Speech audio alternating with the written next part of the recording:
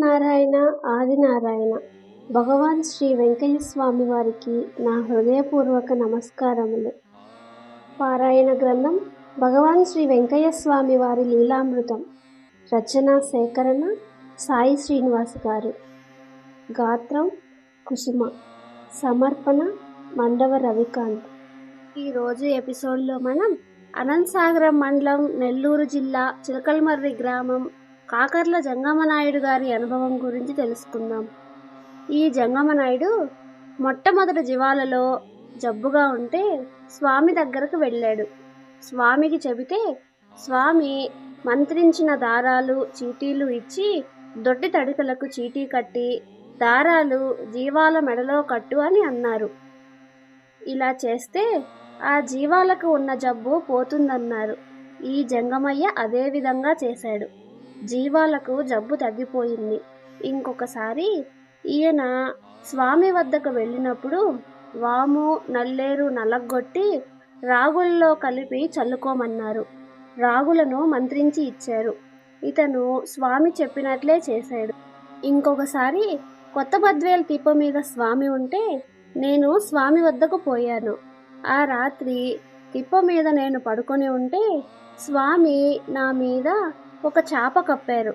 జంగమయ్య మీద తలెత్తి చూసేవరకే స్వామి లేదులే చలికి అన్నారు.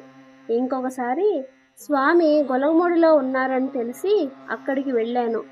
అప్పుడు స్వామి ఈయనతో ఏవేవో చెప్పి వ్రాయించారు. తర్వాత నీకు గండం ఉంది, నువ్వు కంచికి పోయి వరదరాజస్వామి గుడికి పోయి 4 రోజులు నిద్ర చెయ్యాలి అని చెప్పారు. నువ్వు అక్కడికి వెళ్ళాక అది నాకు తెలియని ప్రాంతం అనుకుంటావేమో. నువ్వు దేవస్థానానికి ఉత్తరం పక్క ఉండే ఒక ఆయన వచ్చి నీకు అన్ని సౌకర్యాలు చూస్తాడు. అదేవిధంగా జంగమయ్య స్వామి చెప్పినట్టే కంచికి వెళ్ళి వరదరాజస్వామిని సేవించి భోజనానికి హోటల్కి వెళ్ళాడు. అక్కడ ఒక ఆయన కనబడి ఈయనతో తెలుగు మాట్లాడాడు. తర్వాత ఇంటికి తీసుకుపోయి సకల సదుపాయాలు చేశాడు. అప్పుడు ఈ జంగమనాయుడికి స్వామి చెప్పినదంతా గుర్తుకు వచ్చింది. స్వామి అంటే సామాన్యుడు కాదు, ఇక్కడ ఈ విధంగా జరుగుతుందని ఆయనకు ముందే ఎలా తెలిసింది?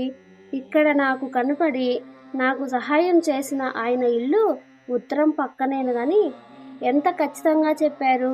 ఇటువంటి మహనీయుణ్ణి చరిత్రలో ఎక్కడా కనీ విని ఎరగలేదు. స్వామిని ఏ పేరుతో పిలిచినా తక్కువే. అప్పటి నుండి స్వామినే నమ్ముకొని భజన చేసుకుంటున్నాడు. స్వామి దగ్గరకు వచ్చినప్పుడల్లా రాత్రంతా నిద్ర మానుకొని భజన చేసేవాడు. ఒకసారి స్వామి దగ్గరకు వచ్చినప్పుడు, అయ్యా, నీవు గుడిగుంటలో నిద్ర చేయకూడదు, నీకు మనసు పొర్లి ఊసటపు బొమ్మలు లేస్తాయి. ఈయన ఒకరోజు పని మీద గుడిగుంటకు వెళ్ళాడు. అప్పుడు ఒక ఆమె ఈయనను వలలో వేసుకో చూసింది. జంగమయ్యకు స్వామి చెప్పింది గుర్తుకు వచ్చింది.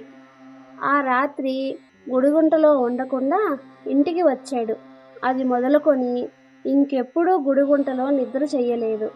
ఇంకొకసారి స్వామి వద్దకు రాజుపాలెం పోయినప్పుడు స్వామి జంగమనాయుడితో నీకు జీవాలుంటే పాపం వస్తుంది, అమ్ముకోమన్నారు స్వామి. అదేవిధంగా అమ్మేశాడు. మళ్ళా స్వామి వద్దకు పోయినప్పుడు జీవాలు అమ్మేశాను స్వామి, నన్ను ఏ పని చేయమంటారు అని అడిగితే అప్పుడు స్వామి ఆవులు కొని మేపటం మంచిది అన్నారు. అదేవిధంగా ఆవులను కొని మేపడంలో కోడిదూడల మీద మంచి లాభాలు గడించాడు. ఆ తర్వాత స్వామి ఉన్నంత వరకు ఎన్నోసార్లు వచ్చి ఏ విషయమైనా స్వామిని అడిగి స్వామి చెప్పినట్లే చేసి బాగుపడ్డాడు. జంగమయ్య కుమారుడు 1.5 సంవత్సరం పిల్లవాడికి జ్వరం 104 డిగ్రీలు వచ్చింది. 2 రోజులు ఊరిలో వైద్యం చేయించారు. ఏ ప్రయోజనం లేక స్వామి గొలగముడిలో ఉంటే అక్కడికి వెళ్ళారు. స్వామి జంగమయ్యను చూసి, నువ్వు ఇటు బయలుదేరగానే సుట్టగుంటపల్లి రాములవారు, మీరు రాములవారు ఇద్దరూ కలిసి పిల్లవాడి జబ్బు తీసేశారు. నువ్వు వెళ్ళేసరికి పిల్లవాడు ఆడుకుంటూ ఉంటాడు అని చెప్పి ఇంకేమైనా అడగదలుచుకుంటే అడగమన్నారు స్వామి. ఈయన తన ఇంటి గురించి అడిగాడు. అడిగితే ఇల్లు ముందు చూసి నీకు పడమట చుట్టరికం దూరం అవుతారు అన్నారు. జంగమయ్య ఇప్పుడు ఎవరున్నారులే, పిల్లల టైంలో కదా అన్నాడు. వాళ్ళకు కూడా పనికిరాదు, దూరం అవుతారు అన్నారు స్వామి. ఈయన మరునాడు మధ్యాహ్నంకు ఇంటికి వచ్చేసరికి పిల్లవాడు ఆడుకోవటం చూసి ఆ మహానుభావుని దయ అపారమైనదని నమ్మి ఆయన చెప్పిన మాట ప్రత్యక్షంగా చూస్తున్నానని చాలా సంతోషించాడు. ఆ తర్వాత 2 మాసములకు భార్య చనిపోయింది. స్వామి చెప్పినట్లే వీళ్ళ ఊరికి పక్కన ఉండేది పడమర. ఆమె అన్నగారి ఊరు బద్వేలు తాలూకా. వాళ్ళు అంతటితో ఆ చుట్టరికం ఆగిపోయింది. ఈయన స్వామి వద్దకు పోయి, స్వామి ఈ విధంగా జరిగిందంటే, అయ్యా ఈమె ఎక్కడకు పోయిందయ్యా, నెల్లూరు గుంటా వారింట్లో ఉండలేదా, ఆమె వెళ్ళి ఉయ్యాలపల్లిలో నారాయణమ్మను పంపిస్తుంది, ఆమెను పెళ్లి చేసుకుంటే 2 మగపిల్లలు పుడతారు, 68 సంవత్సరాల ఆయుష్, అంతా బాగా జరుగుతుందని చెప్పారు. అదేవిధంగా వాళ్ళు వచ్చారు. వీళ్ళు ఆ అమ్మాయిని చూడాలని వెళితే ఆ అమ్మాయి బహిష్ఠయ్యింది. అపశకునంగా భావించి వేరే అమ్మాయిని కమ్మవారి పాలెంలో దగ్గర చేసుకున్నారు. ఆమెకు సంతానం లేదు. స్వామి చెప్పిన సంబంధం చేసుకుంటే బాగుండేది అని చాలా బాధపడ్డారు. ఓం నారాయణ ఆదినారాయణ. ఈరోజు ఎపిసోడ్ ఇంతటితో పూర్తయింది. తరువాయి ఎపిసోడ్లో మనం పెంచులకోన పెనుబర్తి పర్ణా కొండయ్య అతని భార్య పద్మమ్మ గారి అనుభవం గురించి తెలుసుకుందాం. భగవాన్ శ్రీ వెంకయ్య స్వామి వారికి జయము జయము. సర్వే జన సుఖినో భవంతు.